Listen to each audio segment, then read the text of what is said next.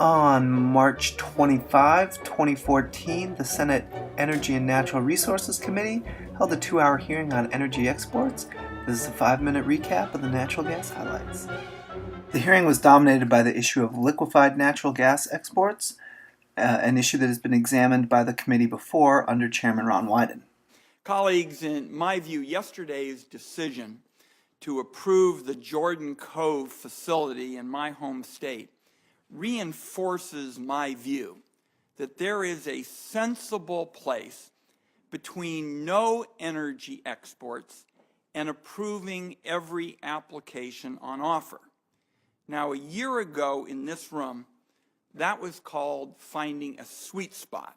And my view is there still is a sweet spot, recognizing that the geopolitical and national security considerations have certainly changed. So the senator still wants some restrictions on exports, but he's no longer the chairman. A shuffle among Democrats has made Senator Mary Landrieu the new chair, and she set a very different tone. New discoveries in oil and gas have fortified our economy in the last few years. In America, LNG exports will not only drive continued investment in domestic production and create jobs, they're also a powerful geopolitical tool, particularly in light of Russia's illegal aggression in the Ukraine. Last week, Russia sanctioned 9 officials.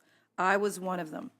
Being sanctioned by President Putin is a badge of honor for me and the people that I represent.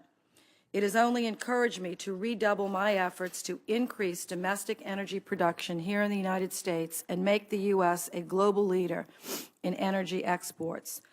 And the new chair is happy to answer critics who say exports will raise domestic prices. Louisiana is the second largest producer of gas in this country, offshore and on, but we're also the 3rd largest consumer of gas. It is certainly not in this senator's interest to promote a policy where the prices would skyrocket and put our consumers at a disadvantage. With the chair and ranking member both supporting exports, the panel of witnesses was also pretty friendly. The EIA presented some of their latest figures.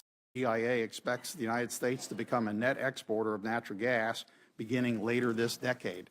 The author of the report used by the Department of Energy to justify most exports was able to come in to defend his work and to provide an update. And we again found that LNG exports provide net economic benefits in all the scenarios we examined. The greater the exports, the greater the benefits. Put another way, there's no sweet spot that would justify limiting LNG exports below market-determined levels on the basis of their net economic benefits. We heard testimony on exports and geopolitics. Every credible estimate of our future energy supply suggests we will have exportable surpluses of natural gas for decades to come. The question before us is not whether we have this geopolitical potential, but whether we will realize it in time to help our friends and allies. One scholar was skeptical about the need to rush permit approvals.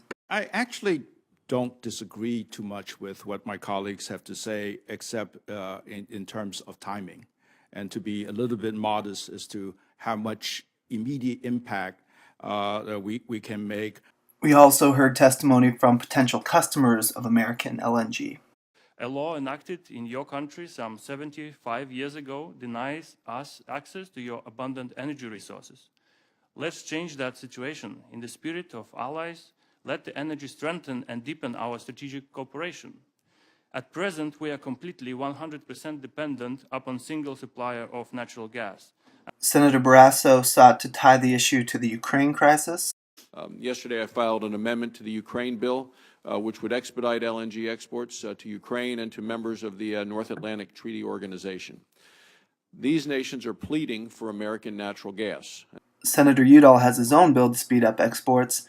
I do share the frustration of many of my colleagues, like Senator Barrasso, and that's why I introduced a bill just a few weeks ago that would end the current logjam at the Department of Energy by deeming export to all WTO countries to be in the public interest, in effect approving the pending application queue.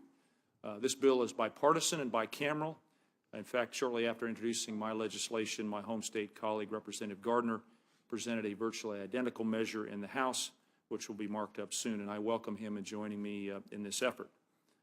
2 senators remain very skeptical of exports, saying it could lead to price spikes or shortages for domestic consumers. They also argue we should keep this new gas at home. I think it is important to put for the record that last month there was a study by the Charles River Associates. They found that using our own low-cost natural gas to increase American manufacturing output is twice as valuable to our overall economy and creates 8 times as many jobs as sending this important American resource overseas. We have perhaps a deep skepticism this particular year, and I'm going to switch fuels for a second, but having been told that there were adequate supplies of propane at a time that there were incredible increases in exports, we had a dire emergency where 250,000 people were having trouble heating their homes in Wisconsin.